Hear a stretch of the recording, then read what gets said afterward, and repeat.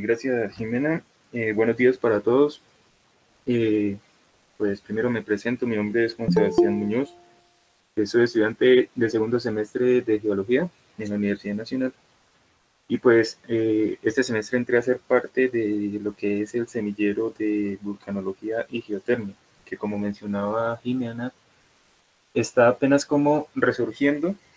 Y pues la idea de estas charlas que se están realizando es como dar una apertura, una introducción hacia los temas que se van a abordar de aquí en adelante a lo largo del semillero. Digamos que inicialmente la idea de la charla era un poco lo que les mencionaba, introducir a los estudiantes pues, que hacen parte del departamento en la universidad acerca de los temas que se van a tratar en el semillero para ver si de pronto alguno estaba interesado, si le gustaba el tema, pero pues en vista de la situación actual que estamos viviendo, como pues todo el mundo sabe, esta condición de aislamiento debido a lo del coronavirus, nos da como una posibilidad para que para utilizar estos medios y que de pronto la charla ya no se quede tanto dentro del entorno de lo que es la universidad, sino que pueda como expandirse y que tenga el alcance o que digamos gente que de pronto esté interesada en el tema, que le llame la atención y que quiera aprender algo más, pues puede hacerlo. Entonces, yo sé que de pronto aquí hay mucha gente que, que de pronto no hace parte como del entorno de lo que es la geociencia, pero pienso yo que este tema es muy importante tocarlo a nivel cultural, debido a que, pues, como todos saben, nosotros aquí en Colombia tenemos muchos volcanes, como más o menos 18 volcanes que están activos. Entonces, me pareció importante tocar el tema pues por el hecho de que hay mucha gente que vive en zonas de influencia en estos volcanes y pues es importante como tener como conocimiento del tema, como, ¿cómo lo llamaría? Como introducirlo, sí, a nivel social, concientizar a la gente de que pues, listo, aparte de que uno ve la montaña ahí, uno realmente está expuesto como a ciertas cosas que digamos, uno no alcanza a dimensionar o la gente que no tiene conocimiento, pues, ignora ese tipo de cosas. Entonces, esa era como la idea de hacer esta charla. Entonces, no sé si le damos inicio de una vez o esperamos unos minuticos de pronto si alguien más ingresa.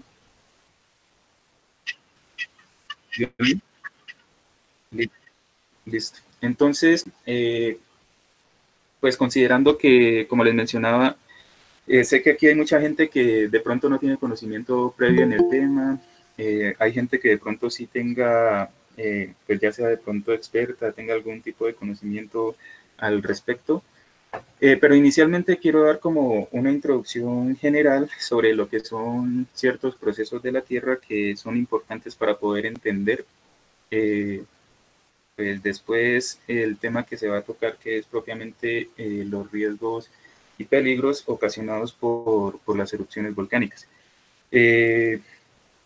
Sobra decir que si tienen preguntas a lo largo de la charla, pues las pueden mencionar preferiblemente por el chat, porque si se activa el micrófono de pronto hay interrupciones en las presentaciones y pues no se puede ver como interferencia.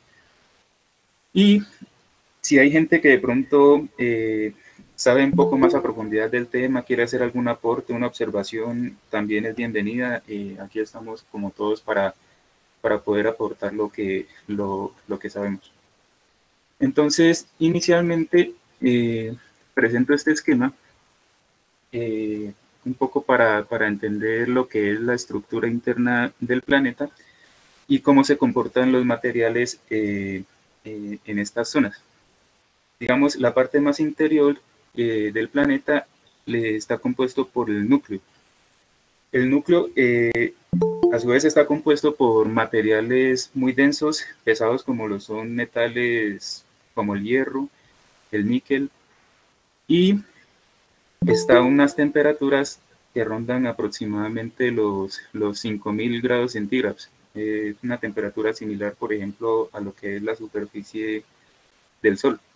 Entonces son temperaturas extremadamente grandes que lo que hacen es generar que los materiales se comporten de una manera especial. Por ejemplo, en el núcleo externo, estos metales pesados se encuentran de forma como un fluido, como un líquido. Ya en la parte del núcleo interno, debido a toda esa cantidad de material que tiene encima de él, entonces esa presión hace que el núcleo interno se comporte de una manera sólida. Ya más arriba encontramos lo que es el manto inferior y la astenosfera. En este punto encontramos lo que son digamos, los elementos que me van a conformar las rocas que tenemos, digamos, en superficie. ¿Sí? La astenosfera tiene un comportamiento, digamos, semifluido, a diferencia del manto inferior, que ya, digamos, las temperaturas son mucho más elevadas, entonces el comportamiento del material ya se va a presentar de una manera más fluida. ¿Por qué es importante mencionar esto? Bueno, primero que todo, me olvidaba la capa externa que sería la litosfera, que corresponde a lo que es la corteza sólida, como el caparazón del planeta. ¿Sí? Es una capa sólida muy fina, extremadamente fina, si lo comparamos, por ejemplo, para hacernos una idea. Imagínense que tienen una manzana en la mano, entonces esa parte de la litosfera vendría a corresponder únicamente como al ancho de lo que corresponde a la cáscara de la manzana. O sea, es una cosa muy, muy diminuta con respecto a las dimensiones que tiene el planeta. ¿Sí? Entonces, ahora sí, la importancia de mencionar esto es porque estas temperaturas tan elevadas, digamos, al interior del planeta, hacen que el material, digamos, o que la diferencia de temperaturas, mejor dicho, lo que me generan es que aquí podemos ver, no sé si pueden ver el puntero, en esta zona de aquí, por ejemplo, se crean unas corrientes que se denominan corrientes de convección, y estas corrientes se dan debido a las diferencias de temperaturas que hay en la parte superior del manto o la astenosfera y la parte que está más cercana al núcleo, que se encuentra a muchas más altas temperaturas. Este material que está aquí cercano al núcleo, expuesta a estas temperaturas de más o menos unos 4000 grados centígrados, entre 4000 y 5000 grados centígrados, ese material se calienta tanto que disminuye su densidad. Ya vamos a hablar más adelante de estas propiedades, lo que es la densidad, la viscosidad del material. Estas temperaturas hacen que el material se vuelva menos denso y ascienda, ¿sí? Entonces, el material cuando llega acá arriba, las temperaturas ya van a ser mucho menores, de alrededor de más o menos en 500, 1000 grados centígrados, y ese enfriamiento del material hace que haya ¿cómo le llamaría? Que el material se vuelva más denso, ¿sí? O sea, lo contrario a lo que pasa acá. Entonces, el material se vuelve más pesado y vuelve y cae. Y entonces eso me genera estas corrientes que son como pues cíclicas en estos sentidos. Y digamos, la capa exterior del planeta, al ser tan delgada y al estar como en contacto con estas zonas que tienen movimiento en la parte de la astenosfera, eso me genera que la corteza se fracture, ¿sí? La roca que está en la parte más externa del planeta se rompe y eso genera, por ejemplo, en esta zona de aquí, que haya un ascenso de este material fluido hacia el exterior. Entonces, cuando el material entra en contacto con pues, agentes atmosféricos, en este caso tenemos lo que es la corteza oceánica, el material entra en contacto con el agua y se solidifica, ¿sí? Porque hay una disminución de la temperatura a niveles que el material se vuelve sólido. Y eso me genera que en estas zonas de aquí, donde se genera esa ruptura, eh, salga el material y me forme nueva roca, nueva corteza en estos lugares. Eso me va a generar que, digamos, el nuevo material que se asienta aquí empuja al material que se encuentra en este lugar que es más viejo, lo empuja hacia acá. De igual manera lo vemos por este lado, que las corrientes van en este sentido, entonces la corteza se va a desplazar en este sentido, ¿sí? La velocidad de desplazamiento de estas placas, de estas masas de roca, es más o menos de entre 2 centímetros, 5 centímetros al año. Es más o menos, digamos, para que se hagan una idea de la velocidad a la que a uno le crece en la zona. Entonces, eh, esto para explicar que cuando ocurre ese desplazamiento, digamos, aquí tengo una placa que se encuentra y se choca con esta placa que sería continental. Eh, y debido a la composición, digamos, de esta parte que sería la corteza oceánica, que es un poco, los materiales son más pesados, más densos que los materiales que encontramos, por ejemplo, en la parte de la corteza continental, eso genera que en ese choque el material más pesado tienda a meterse por debajo de la otra placa que es menos pesada. Y aquí vamos a ver en la siguiente imagen, especificando, digamos, en esa parte, aquí tenemos lo que es la corteza oceánica que tiende a meterse por debajo de la corteza continental. Y esta fricción que ocurre aquí en el contacto entre estas dos placas, porque digamos las placas no se deslizan una sobre otra, sino que entre ellas se bloquean y genera que haya una acumulación de energía, de tensión, cada, digamos, no sé, cada 100 años, por poner un ejemplo, se libera. ¿Por qué? Porque la roca se fatiga, ya no aguanta más esa tensión, entonces como que cede y libera toda esa energía. Al liberar esa energía, pasa que en esta parte de la corteza continental se me generan unas grietas, ¿sí? Se generan unas grietas en las que este material ya perteneciente a la astenosfera, que se comporta de una manera líquida, encuentra esas grietas y empieza a ascender, ¿sí? Entonces, ese ascenso del magma muchas veces, digamos, no alcanza a llegar a la corteza, ¿sí? Perdón, a la superficie. Pero hay zonas en donde sí, digamos, que encuentra ese camino para poder llegar a superficie, y ahí es donde se me presenta ya lo que es el fenómeno del vulcanismo.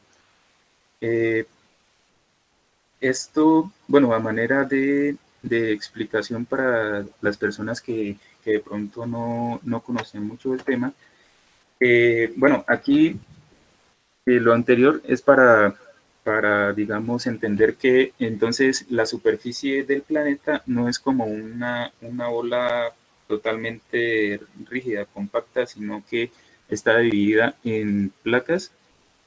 Son más o menos 14 placas principales las que tenemos que rodean el planeta. Aquí podemos ver, por ejemplo, que estas flechitas rojas, perdón, que estas flechitas rojas me indican el movimiento que tienen las placas. Por ejemplo, en este caso podemos ver que en todo este borde de la costa occidental de Sudamérica, está en el borde entre dos placas tectónicas que serían la Nazca y la placa suramericana.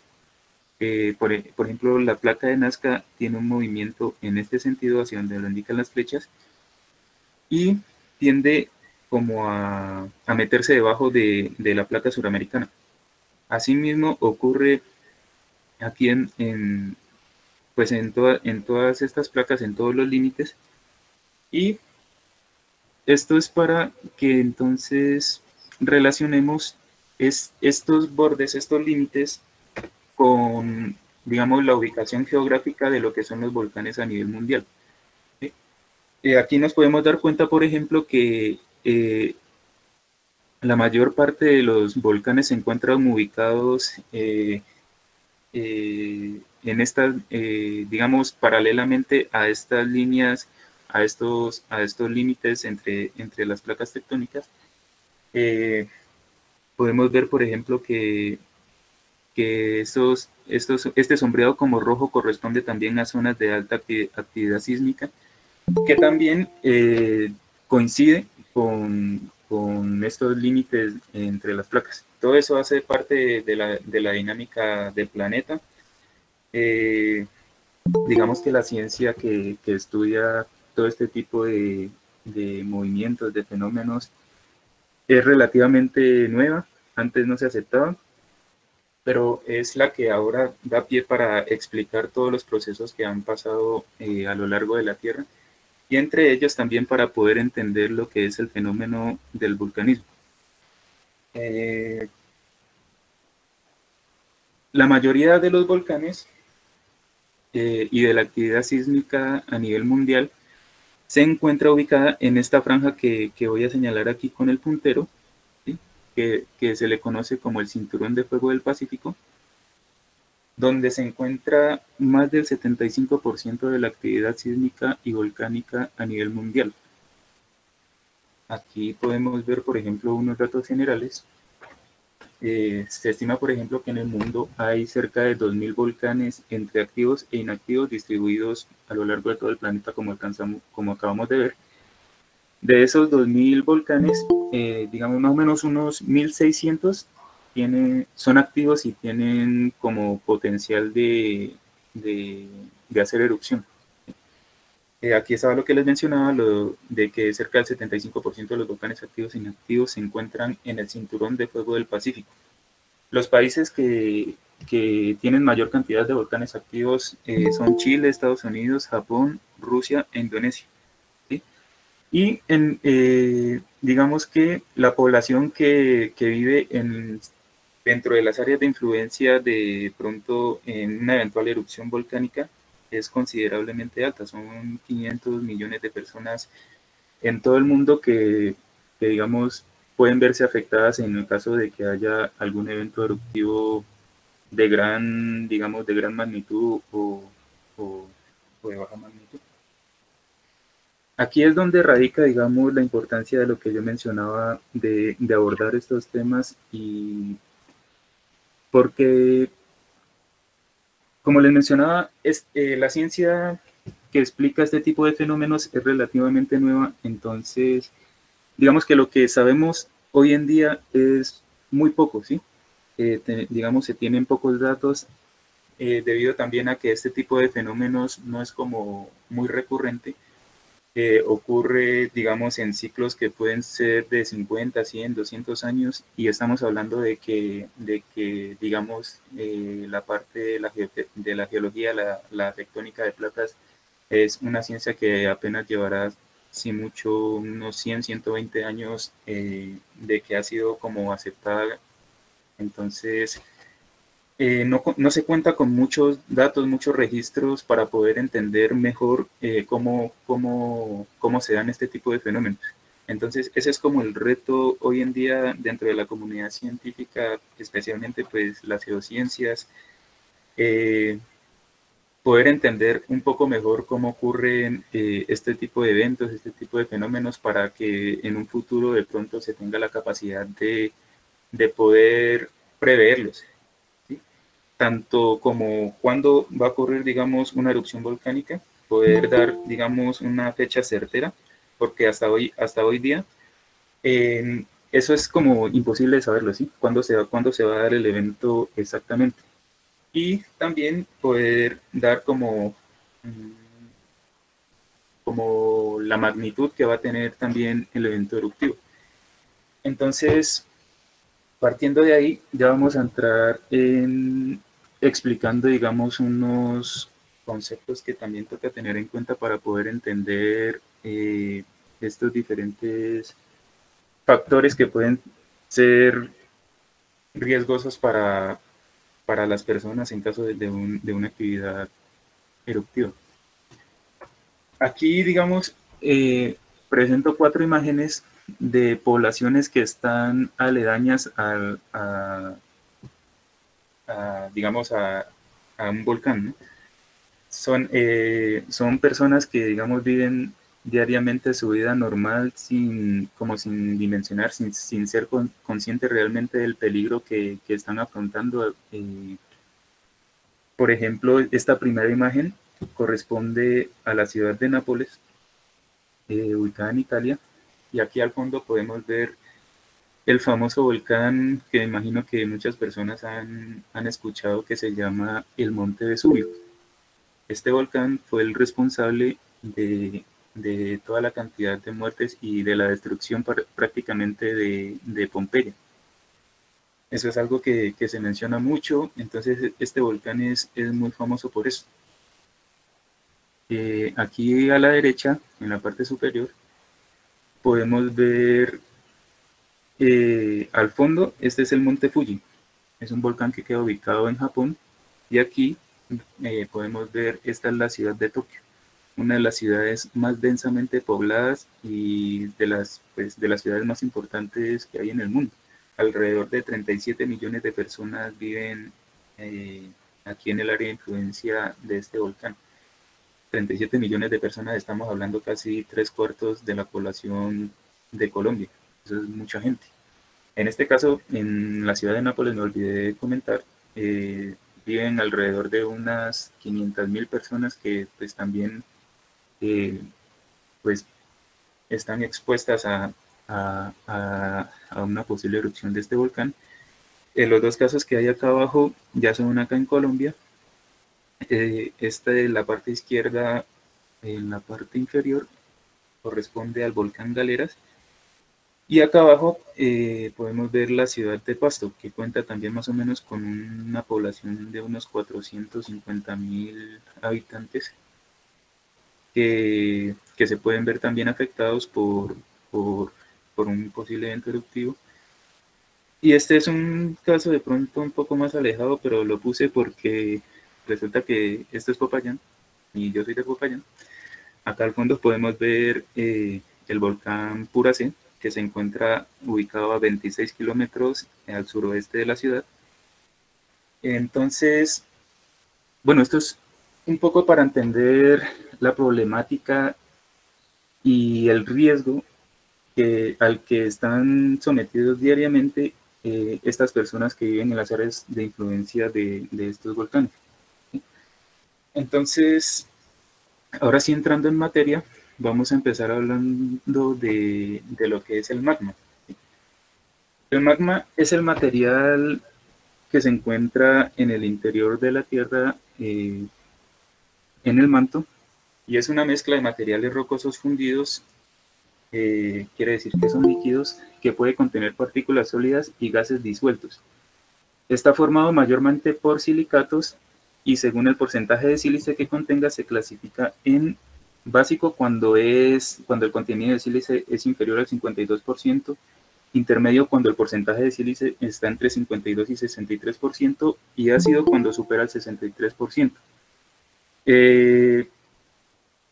Digamos que ahorita más adelante vamos a ver la importancia del contenido de sílice en el magma, porque esto me va a ayudar a determinar un poco el carácter explosivo que pueda tener una erupción. Un poco para mencionar de pronto para las personas que que no saben, pues la parte de la corteza, lo que son las rocas que conforman la corteza de nuestro planeta, están constituidos mayormente por elementos químicos como lo son el silicio y el oxígeno. Entonces, prácticamente entre los dos forman más del 90% de la corteza, por lo que todas las rocas que vayamos a encontrar en superficie van a tener algún porcentaje de silicato. Aquí podemos ver, digamos, un ejemplo de una cámara magmática, como un esquema de una cámara magmática. Esto es lo que pasa al interior de un volcán. Entonces, como les mencionaba antes, al principio el magma asciende y digamos, se deposita, se almacena en estos lugares entre las rocas, y a esto le llamamos cámara magmática.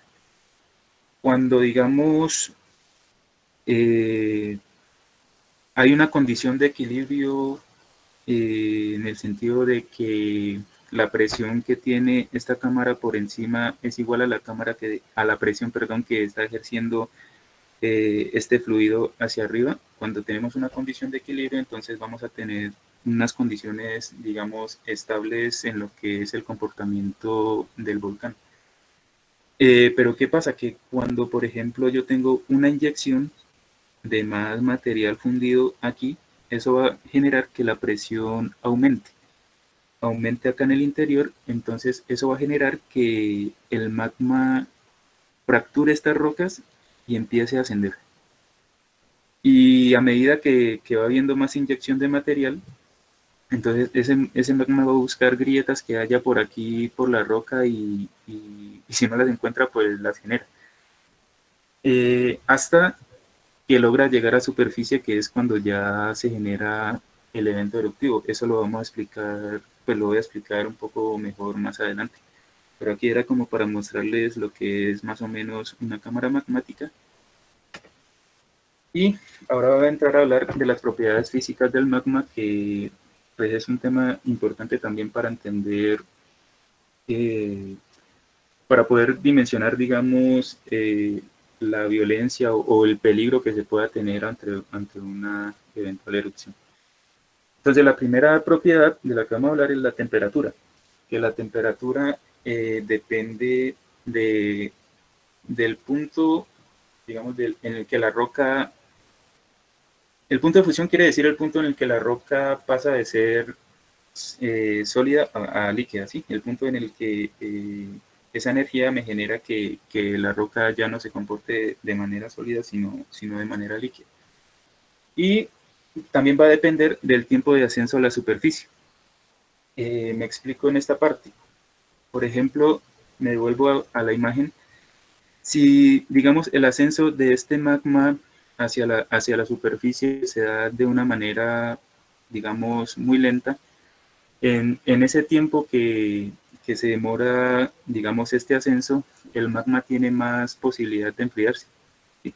A medida que va teniendo, digamos, contacto con diferentes, no sé, compuestos o elementos que hayan eh, por acá más arriba. Entonces eso va a generar que el magma tenga más tiempo para enfriarse y que cuando llegue a la superficie, la temperatura, digamos, no sea tan elevada. A diferencia, digamos, de pronto de que el ascenso del magma sea ya un poco más rápido, eh, no se alcanza como a enfriar mucho, y cuando salga a la superficie va a tener una temperatura mucho más elevada. Eh, la otra, la otra propiedad importante es la viscosidad. La viscosidad es el parámetro físico que controla el movimiento del fluido y varía en función de la composición química y la temperatura. ¿Eso qué quiere decir? Que, como les mencionaba anteriormente, el contenido de silicato en el magma me va a determinar la viscosidad que va a tener el mismo. Si yo tengo un magma rico en silicatos, voy a tener un magma que es muy espeso, un magma que, digamos, no va a tener tanta facilidad de fluir. Digamos, para poner un ejemplo, un líquido poco viscoso sería el agua, ¿sí? que digamos usted puede chorrear un vaso de agua en una mesa y el agua se esparce, fluye para todo lado. Diferente a si usted lo hiciera como con una miel que ya tiene una viscosidad alta.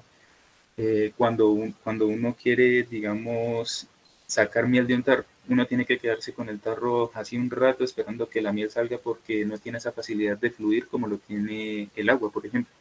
A eso se refiere con la viscosidad. Y esta viscosidad pues va a variar, dice, en función de la composición química. A eso se refiere con el contenido de silicatos. Entre más silicatos tengamos, nuestro magma va a ser mucho más espeso, más viscoso. Y la temperatura, debido a que a más altas temperaturas, esa propiedad que es la viscosidad va a disminuir. Y por último, tenemos la densidad, que es un parámetro definido como la masa sobre unidad de volumen.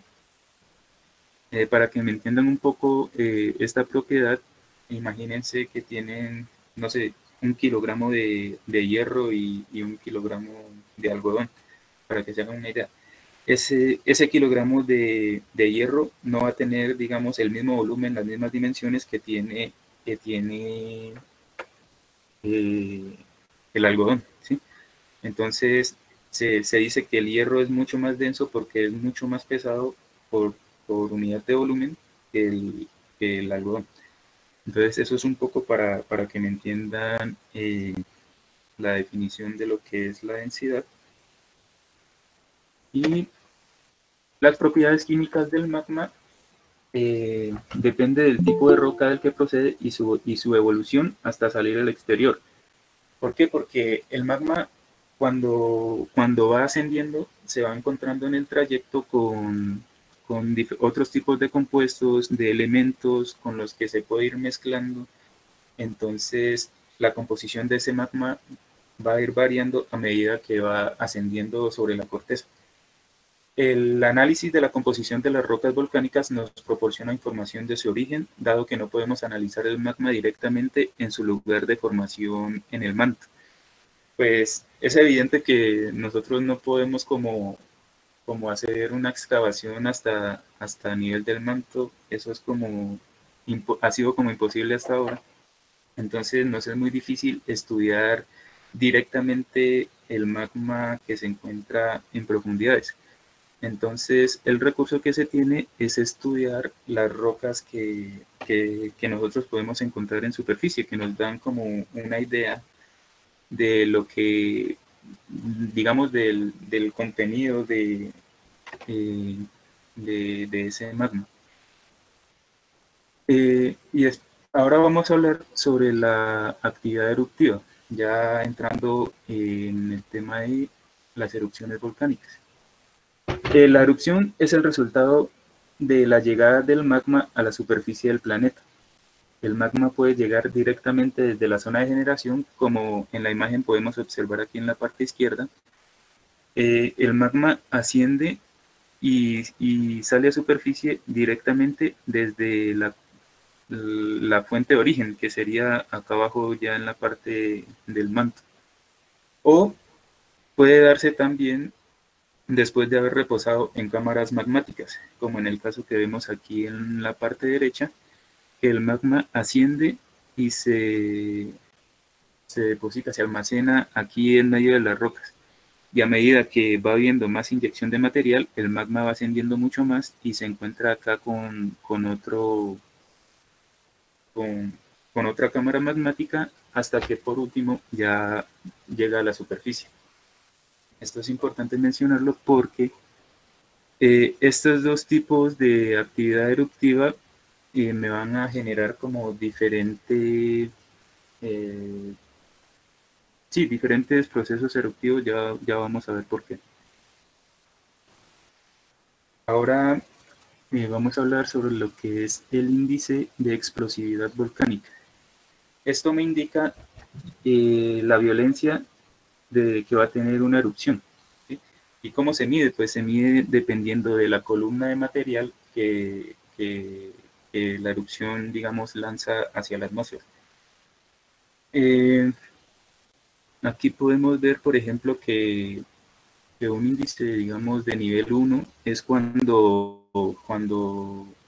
no hay, digamos, expulsión de material a grandes alturas, sino que la actividad eruptiva se da como de manera local o pasiva, se le podría decir de algún modo. Y a medida que la columna de material lanzado a la atmósfera va aumentando en altura, entonces va a ir aumentando también ese índice de explosividad. Esta linecita que hay aquí que se llama la tropopausa, esta marca el límite entre la parte inferior de la atmósfera, que es la troposfera, en la que ocurren todos los procesos atmosféricos, y la parte, pues con la parte que sigue de la atmósfera, la parte superior, que sería la estratosfera. Entonces, digamos, esta línea se encuentra pues aproximadamente a unos 10 kilómetros de altura. Entonces podemos ver que un índice de explosividad volcánica, por ejemplo, de nivel 4, ya se pasa de ese límite entre lo que es la troposfera y la estratosfera. La siguiente tabla pues nos explica un poco mejor en este sentido. Por ejemplo, un índice de explosividad de nivel 0 solo se refiere como a expulsión de gases, fumarolas, y no tiene un carácter explosivo. La altura puede ser de 100 metros y se denomina a este tipo de emisión como una erupción hawaiana. ¿Por qué hawaiana? Porque resulta que eh, en Hawái tiene como una característica especial de que el magma es muy fluido, ¿sí? Es muy líquido. Como vimos anteriormente, eso quiere decir que tiene bajo contenido de sílice, entonces, digamos, eso también hace que ese magma no almacene muchos gases, que es lo que finalmente le va a dar como el carácter explosivo a la erupción. Eh, y digamos que las emisiones de material a la atmósfera no son importantes en este sentido.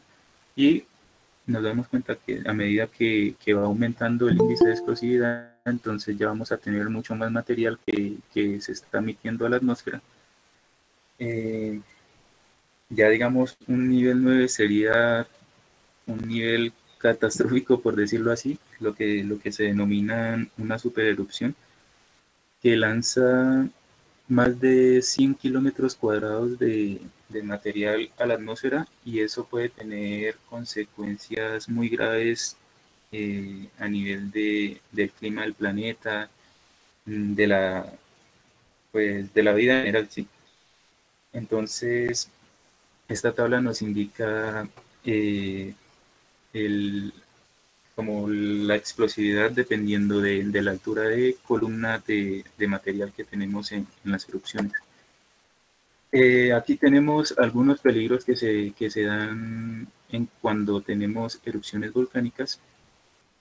A diferencia, digamos, de otros fenómenos naturales como lo son los sismos, por ejemplo, los volcanes tienen muchos más factores que pueden causar algún tipo de daño a las poblaciones o en general, porque, digamos, el terremoto, cuando pasa un sismo, es solo como el momento en el que ocurre el movimiento y ya de pronto alguna que otra réplica que se pueda presentar, pero una actividad eruptiva a veces puede, no sé, prolongarse días, semanas, incluso hasta meses, dependiendo también de la cantidad de material que tenga almacenado en la cámara magmática.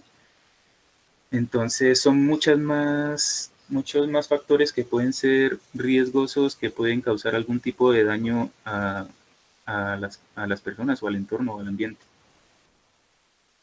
Tenemos lo que son las columnas eruptivas de lo que acabé de hablar, que es el material que se expulsa en la erupción. Después ese material que se encuentra en la atmósfera, pues por su peso se precipita, se cae como en forma de lluvia de cenizas, entonces vamos a tener caída de cenizas, las bombas de lava, que es cuando, digamos, el volcán pues tiene cierto carácter eruptivo, entonces va a tener la capacidad de mandar fragmentos grandes de roca hacia el aire y pues eso después, todo lo que sube tiene que caer, entonces eso puede generar algún tipo de daño, no sé, de pronto a personas que se encuentren por ahí cerca. El domo, el domo se refiere a como a un volumen de material que se almacena en el interior del cráter y ese material es cuando de pronto hay alguna actividad eruptiva se desploma, se cae.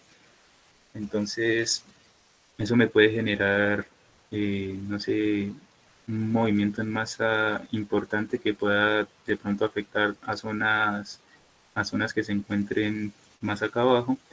Los flujos de lava, los flujos de lava que en el caso de que ese magma, como mencionábamos antes, sea muy líquido, va a tener la capacidad de avanzar muchas más distancias, distancias mucho más largas.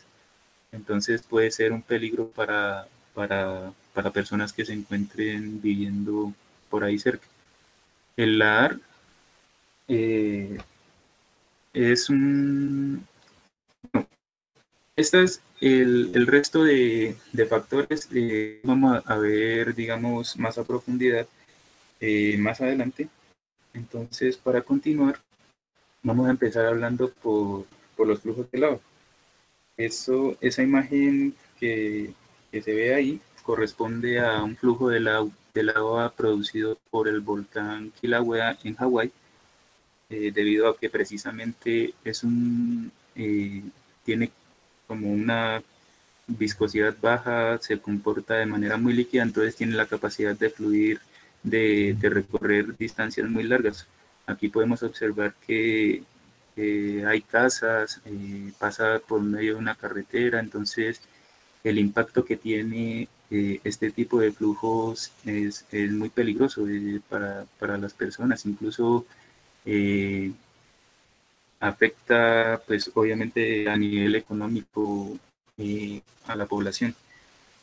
Y estos flujos de lava, entonces una definición sería que son corrientes de roca fundida emitidas a elevadas temperaturas.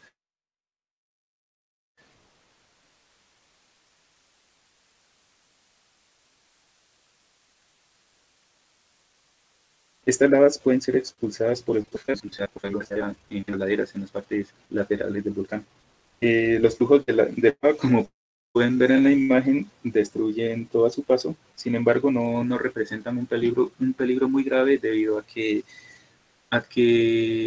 a pesar de que fluye largas distancias, no tiene tanta velocidad de flujo, que puede rondarnos entre 40 a 100 kilómetros por hora, que de pronto pues, puede dar tiempo a reaccionar. Aquí les muestro, no sé si se puede reproducir. Ese es un flujo de lava también correspondiente a la erupción que hubo hace poco en el volcán Kilauea, que, que expulsó gran cantidad de material y podemos ver que tiene un alcance muy grande hasta donde pues se encuentran, digamos, las zonas urbanas. Eh, Ahí se pueden dar cuenta ustedes el alcance del daño que puede causar este tipo de flujos.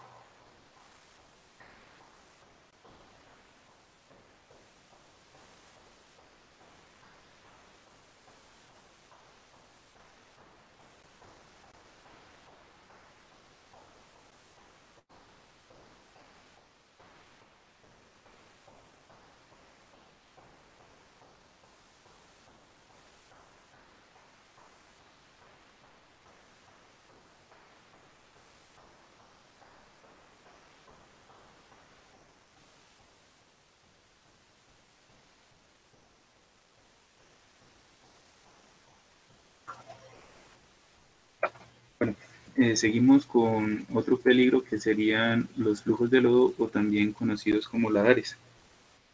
Eh, este es especialmente peligroso y digamos que aquí en el país tuvimos la experiencia, por ejemplo, con lo que pasó en el año 85 con la erupción del volcán Nevado del Ruiz, que ocasionó un ladar que prácticamente barrió con todo el pueblo de Armero, eh, y fue un desastre de una magnitud inimaginable, una magnitud muy grande. De hecho, este fue como el punto de partida para, pues, o lo que hizo que, digamos, los entes gubernamentales le empezaran a poner un poco más de cuidado a estos temas de mitigación de riesgos de desastres naturales, porque, pues como todos sabrán, Armero era un pueblo, ni siquiera era el que estaba más cercano a la zona de influencia del volcán,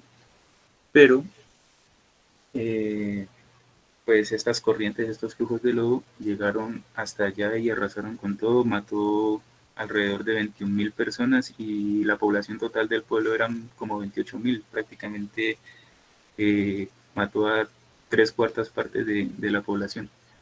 Entonces es un, digamos, un factor que toca tener mucho en cuenta, y esto se genera debido a, digamos, al almacenamiento de agua que hay en las cumbres de los volcanes, que a veces los vemos como hielo, como nieve.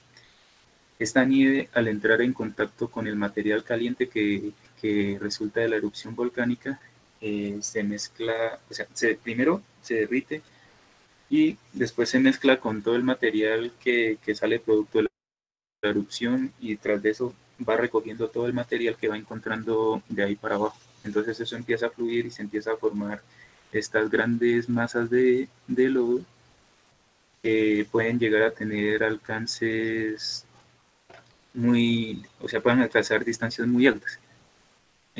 Acá podemos, también les presento un video de lo que es, de lo que puede llegar a ser la violencia que puede alcanzar un lago.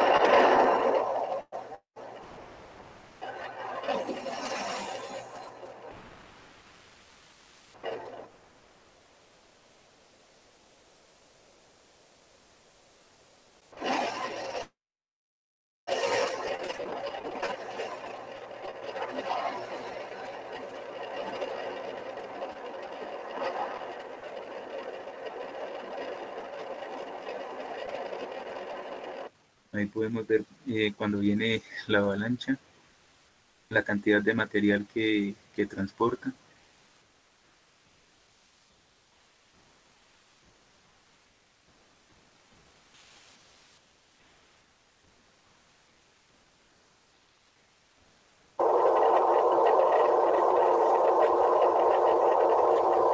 Y podemos observar que generalmente estos flujos de lodo se dan a través de los valles por donde fluyen los ríos.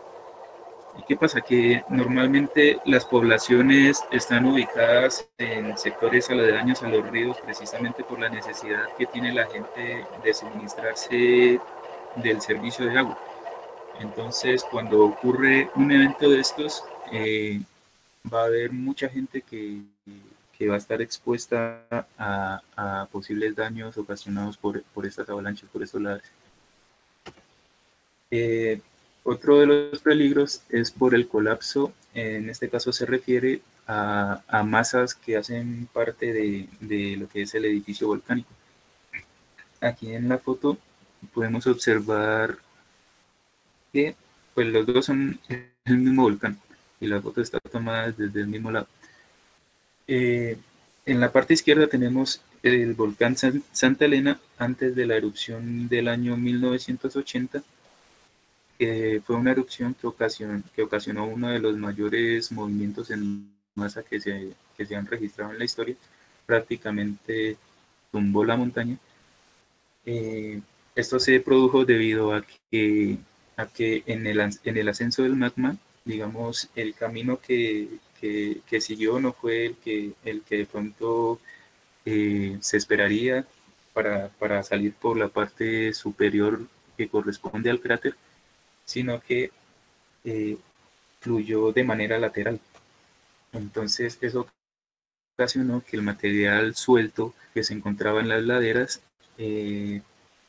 primero formó como una protuberancia,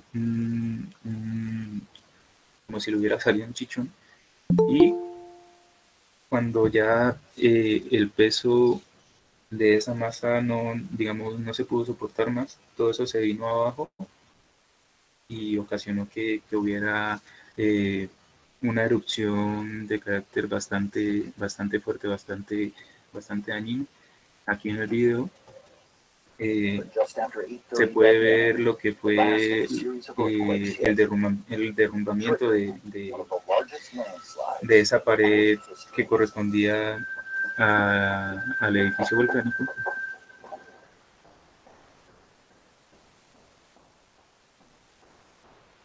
Y al derrumbarse, pues todo eso, el material ya que estaba dentro presurizado, entonces salió, se descomprimió de una y generó una explosión muy violenta.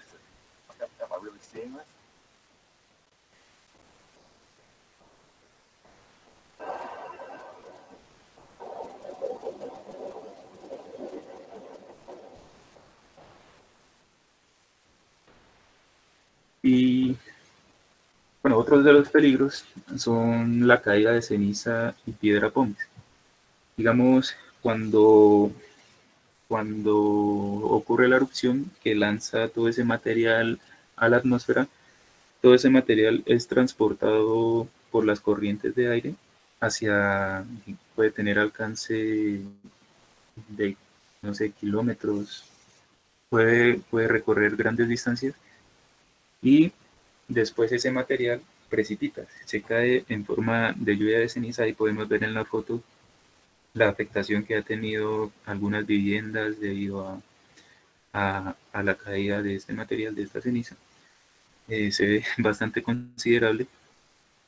Aquí vemos, por ejemplo, algunas de las afectaciones que puede tener este tipo de lluvias, por ejemplo, en la parte de la ganadería, pues que los animales, digamos, toda esa capa de ceniza cubre la parte de la vegetación, la capa vegetal, y pues ya los animales como que no van a tener con qué alimentarse. Estas cenizas también afectan el tráfico aéreo porque la ceniza es muy dañina para los motores de los aviones. Entonces, cuando ocurre un evento de estos, cuando hay material suspendido en la atmósfera, generalmente el viaje de este material se da a la misma altura a la que viajan los vuelos comerciales. Entonces se tiene que suspender el tráfico aéreo y eso genera pérdidas en la economía y, bueno, muchas otras consecuencias. También tiene afectación acá abajo, podemos ver en la parte de la agricultura, cuando cae la ceniza puede destruir cultivos, eh, y bueno, tiene muchas implicaciones, muchas afectaciones, este tipo de, de peligro de los que hablamos. Y por último, y este es uno de los más peligrosos, que serían los flujos piroclásticos, los que se conocen como flujos piroclásticos. Estos consisten en que cuando, digamos, la explosión del volcán es muy violenta, lanza mucha cantidad de material a la atmósfera, pero el material por su mismo peso cae, cae de manera así como súbita, se podría decir, y empieza a fluir por las laderas del volcán. Y normalmente, digamos, esas laderas tienen pendientes pronunciadas y entonces eso genera que estos flujos, que estas avalanchas avancen a velocidades muy altas. También eh, es importante mencionar que estos flujos están compuestos por gases a altas temperaturas y fragmentos de roca y bueno, otros elementos que pueden ser potencialmente dañinos. Digamos, la temperatura de un flujo de estos puede rondar entre los 200, 300 hasta 1000 grados centígrados y pues evidentemente representan un peligro muy importante para las personas residir en zonas aledañas. Aquí vemos un ejemplo en un video.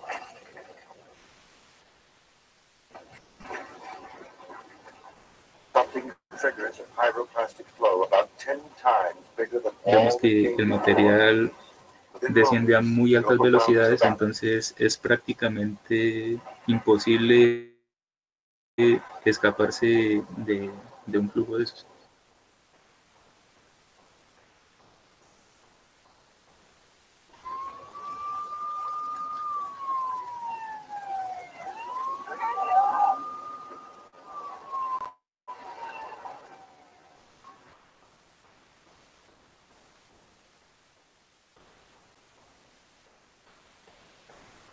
By the time a TV camera in the village records this scene, Maurice, Katja, and 41 others are dead.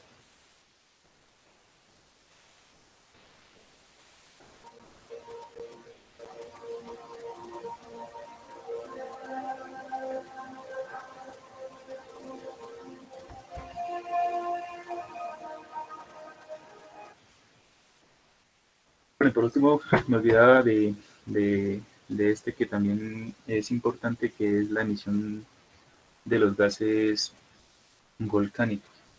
Entonces, durante las erupciones volcánicas se produce una importante liberación de gases. Principalmente estos gases son vapor de agua, pero también hay otros gases, perdón, que pueden ser más nocivos, como lo son el dióxido de carbono, el dióxido de azufre, puede haber ácido clorhídrico, monóxido de carbono, ácidos fluorhídricos, que son ya gases que pueden eh, como hacer algún tipo de afectación a nivel atmosférico.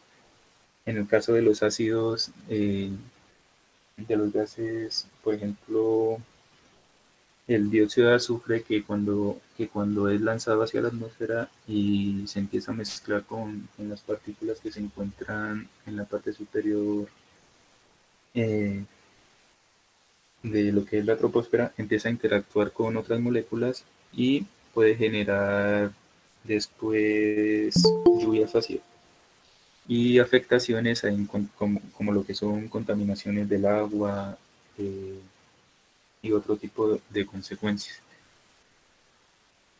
Y este video explica un poco mejor acerca de los peligros que pueden tener en general los diferentes La tipos de roca gases derretida volcánicos. almacenada debajo de los volcanes, llamada magma, contiene gases disueltos que son liberados durante las erupciones o emitidos cuando el volcán está inactivo, escapando por el suelo, manantiales, lagos o respiraderos llamados fumarolas.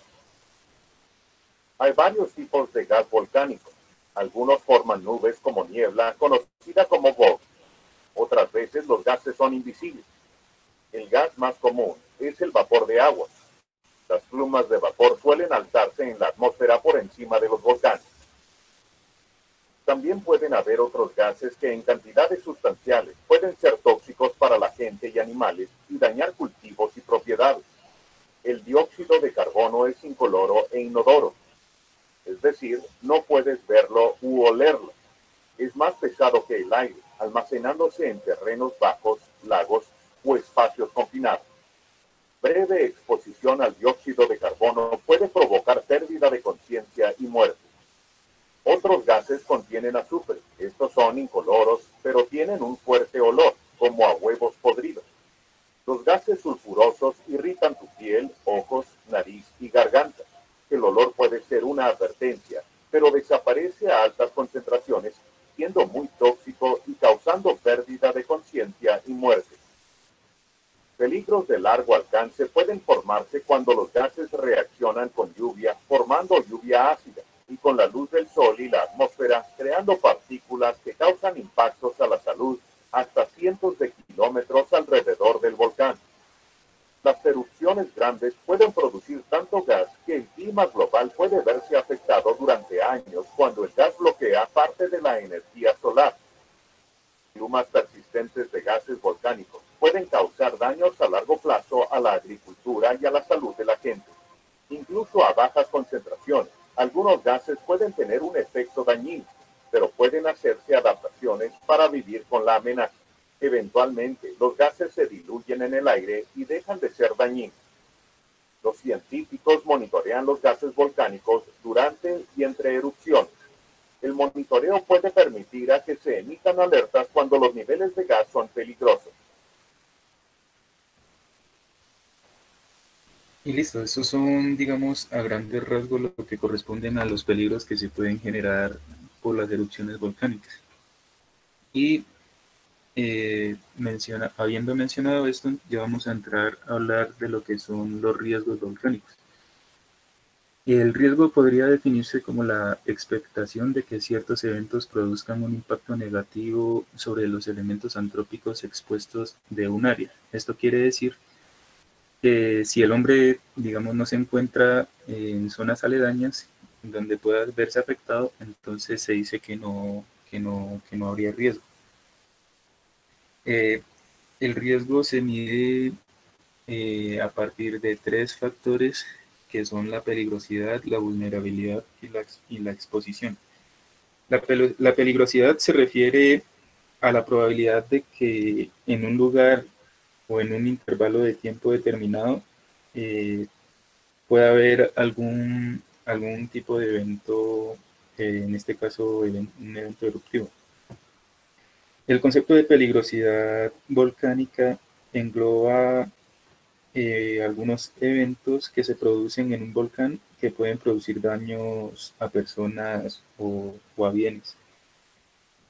Por este motivo, digamos, la historia eruptiva de un volcán es un factor que hay que tener en cuenta y que es muy importante a la hora de determinar su peligrosidad, porque nos permite definir la forma aproximada del estado actual o reciente y prever cómo puede ser ese comportamiento a futuro.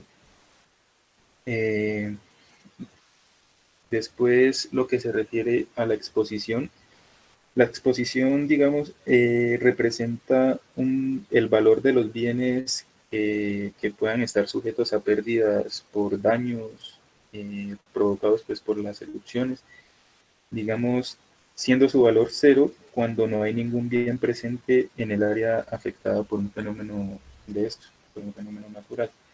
Y por último, la vulnerabilidad. La vulnerabilidad se refiere al porcentaje de daño esperado o las pérdidas que van a sufrir los bienes expuestos si ocurre el evento y se expresa en porcentaje del valor total del elemento. Este valor es más un concepto estadístico y hay que calcularlo para todos los elementos de igual manera. Por eso se prefiere definir una escala de daños que sean de 3 niveles, que pueden ser ligero, con daños entre 0 y 20%, moderado entre 10 y 60%, y un daño grave sería del 50 al 100%, que se superponen por la dificultad real de distinguir si un daño es del 45 o 55% del total. Digamos que no solo las vidas humanas son los elementos de riesgo, porque pues hay muchos otros componentes en nuestra sociedad, pues de los que la sociedad depende también, como lo es el factor económico, y depende pues de estructuras básicas muy vulnerables, como lo son, digamos, los sistemas de comunicación o las redes de distribución de agua y energía, que pues de eso depende también, dependemos nosotros en gran medida.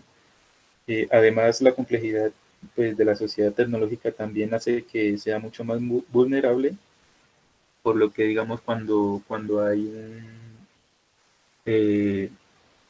digamos que el volcán expulsa mucho material a la atmósfera, esto causa que haya interferencia en las comunicaciones debido a que se interrumpe como el contacto entre los satélites con los sistemas de comunicación presentes aquí abajo.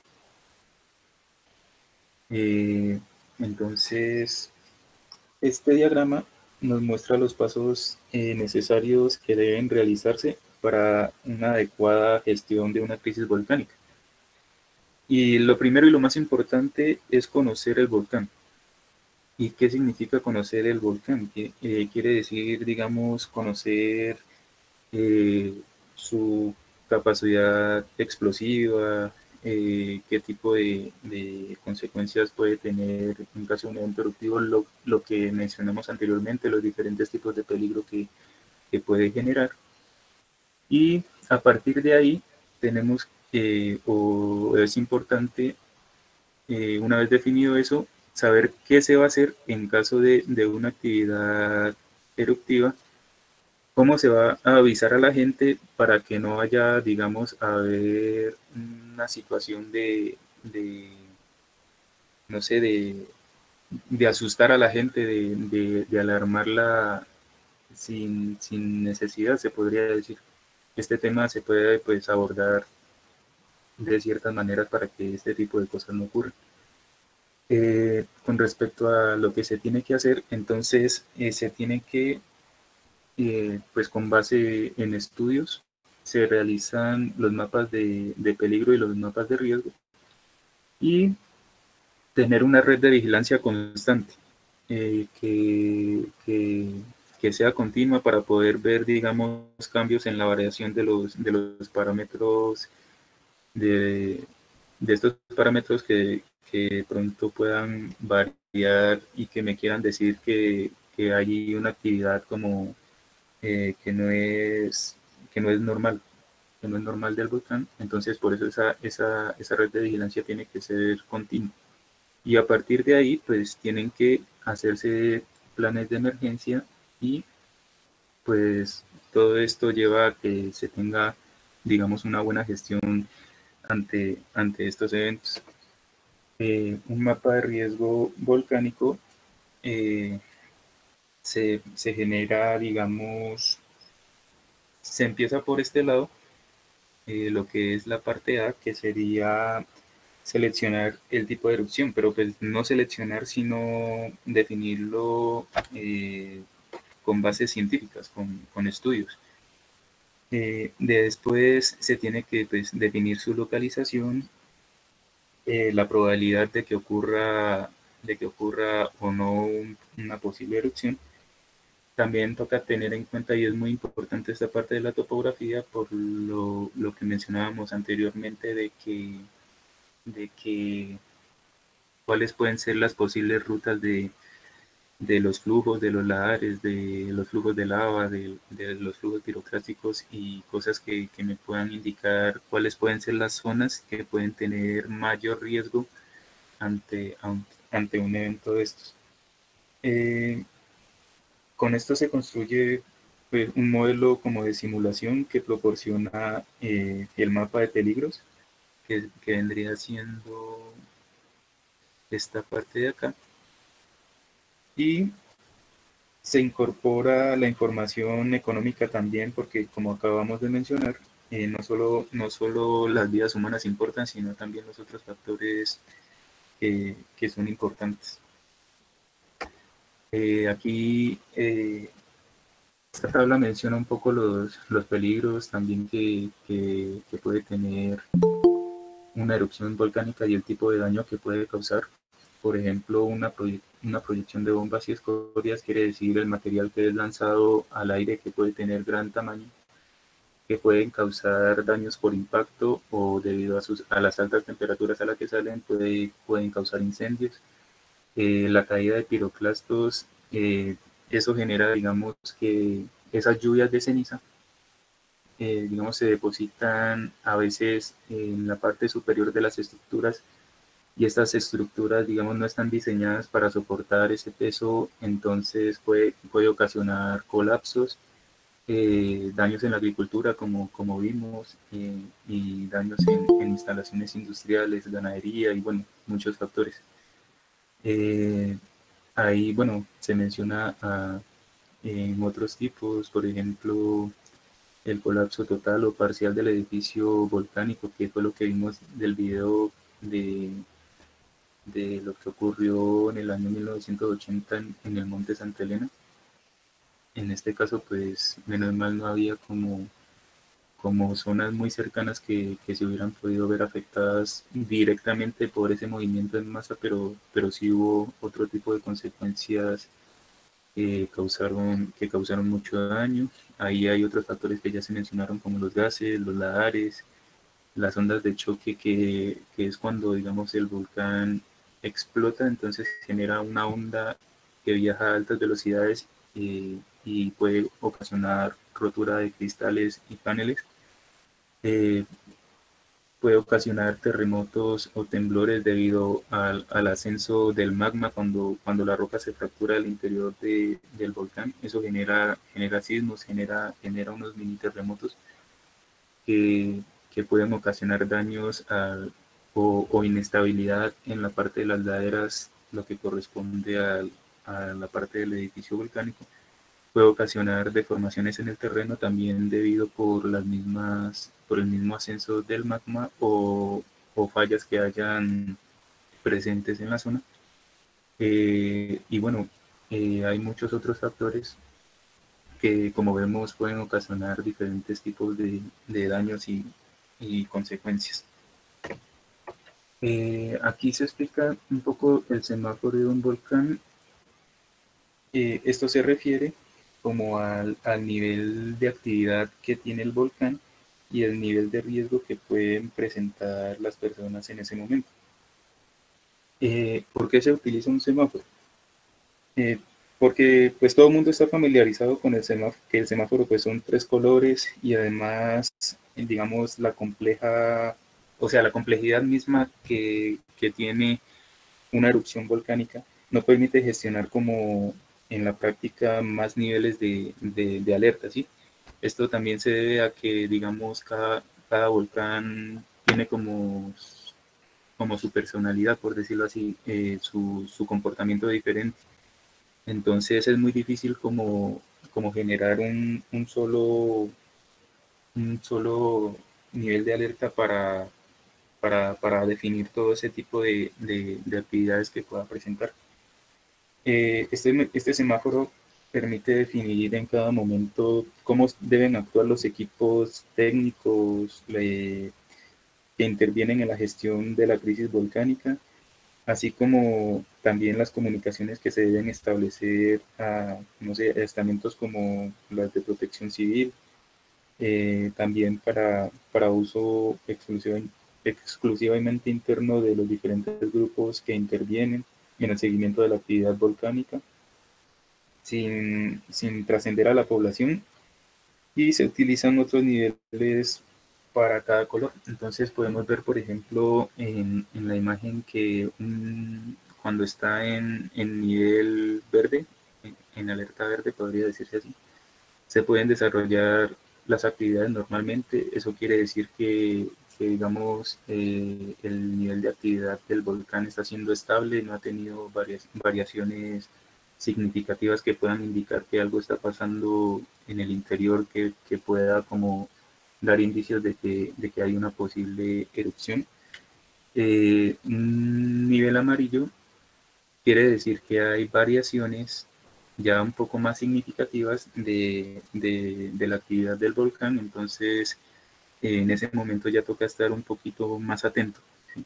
Ya toca prestarle más atención, ser un poco más minucioso en esas observaciones, porque pues a partir de ahí, digamos, como vemos en la curva de la derecha, eh, digamos, cuando ya empieza a haber variación, pequeñas variaciones, llega un punto en que esa curva se hace muy vertical. Eso quiere decir que el tiempo en el que empiezan a haber esas variaciones, esas ocurrencias, esos cambios en la actividad, empieza a ser muy corto.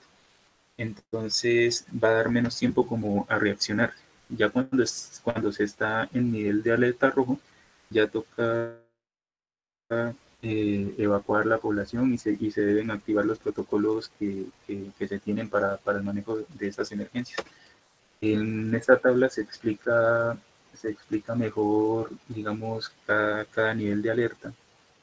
Cuando está en verde, cuando la actividad es estable, normal, pues se puede actuar normal cuando de pronto hay señales, pequeños cambios en esas actividades, pero que no sean, digamos, significativas, que indiquen que algo está pasando o algo raro esté pasando por allá abajo. Entonces pues todavía, digamos, se puede seguir con normalidad, obviamente estando atentos a posibles variaciones más a futuro.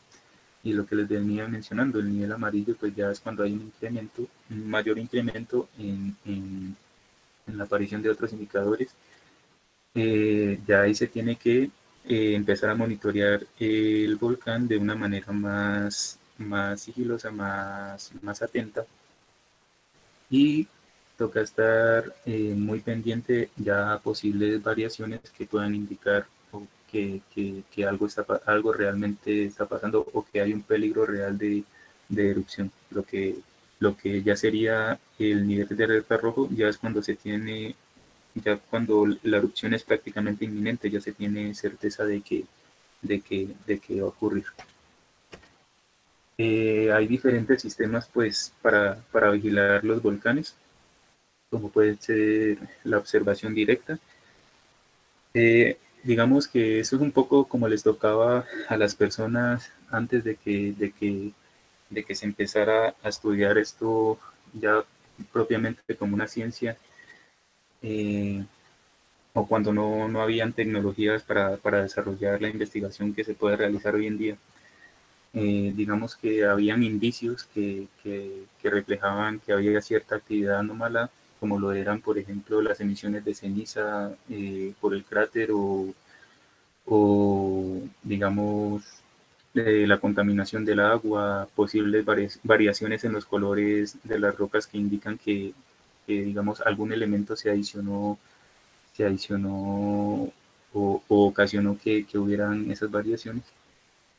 Y digamos que los mini temblores también, que son causados por el ascenso del magma al interior del volcán, eran indicadores que, digamos, no se necesitaba tener equipos, tecnología ni nada, eran cosas que se podían percibir con nuestros sentidos. Ya lo que refiere a la vigilancia sísmica, entonces esto es importante porque, digamos, la actividad sísmica dentro del volcán indica el comportamiento que está teniendo el magma. Digamos, cuando se empieza a notar, digamos, una variación significativa en los terremotos o en los sismos que se forman en el interior y que empiezan a ser eh, cada vez más superficiales, eso me está indicando de que hay material que está ascendiendo.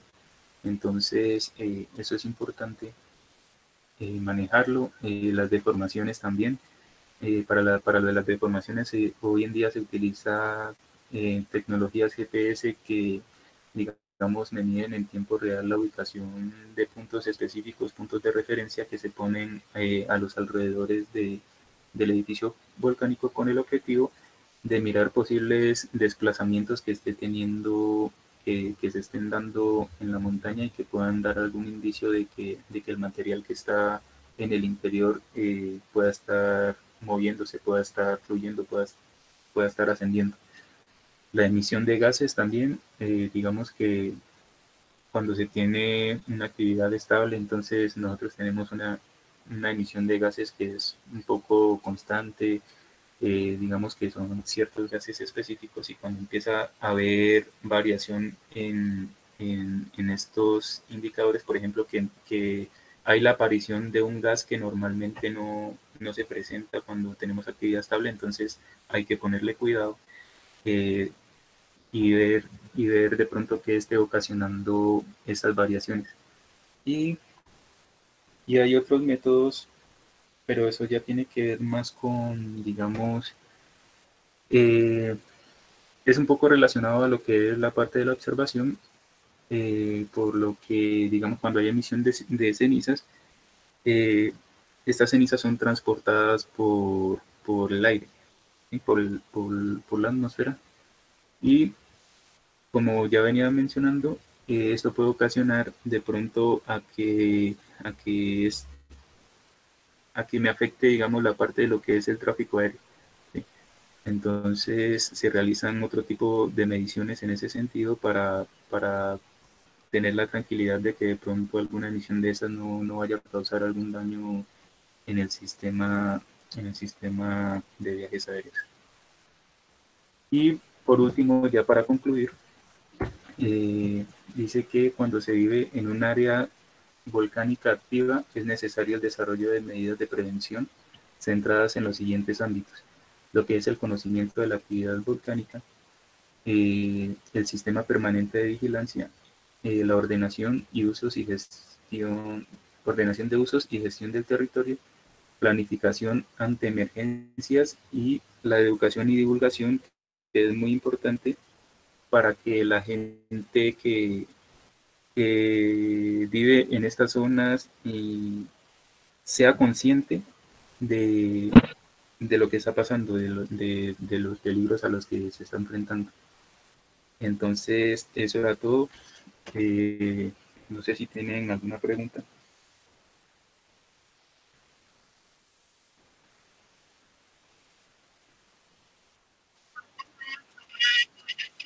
Así que pena que no había estado dentro del chat. Ujú. Listo. Vamos a empezar. Dice, de casualidad, ¿sabes en qué nivel está ubicada la erupción del volcán Tambora en 1815? La verdad no tengo ese dato, pero sí he escuchado que esa erupción fue bastante importante. Eh, ¿Y por qué el suelo volcánico es mejor para cultivos? ¿Cuáles minerales hacen que sean fértiles esas tierras?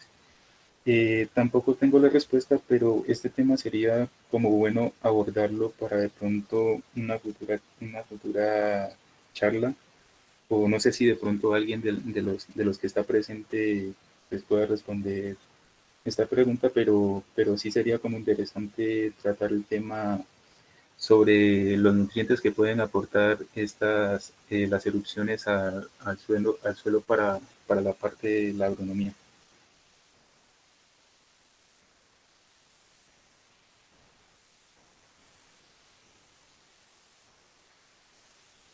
Y creo que no hay más preguntas. Entonces, pues nada, muchas gracias a todos los que asistieron. Eh, pues aquí, digamos, para los que pertenecen o están adscritos al Departamento de Geociencias de la Universidad Nacional y que les interese profundizar más en el tema o quieran hacer parte del semillero, pues aquí son todos bienvenidos. Si Robinson dice, en un mismo volcán se pueden dar todos los eventos. Sí, sí, yo supongo. Pues ya eso tendría que ser un evento muy excepcional, como los casos de los que son los supervolcanes, las supererupciones. Entonces yo supongo que eso tendrá también todo este tipo de consecuencias.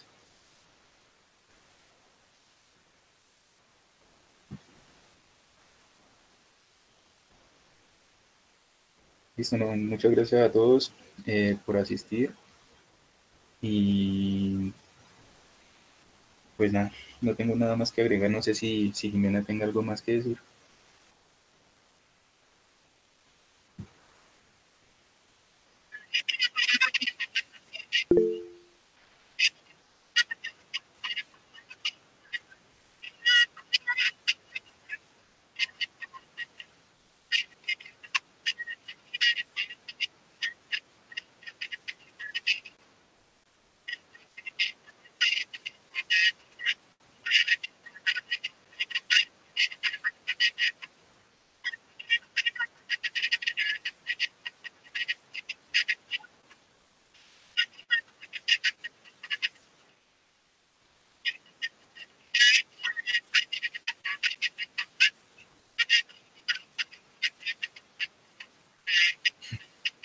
Listo, gracias a usted.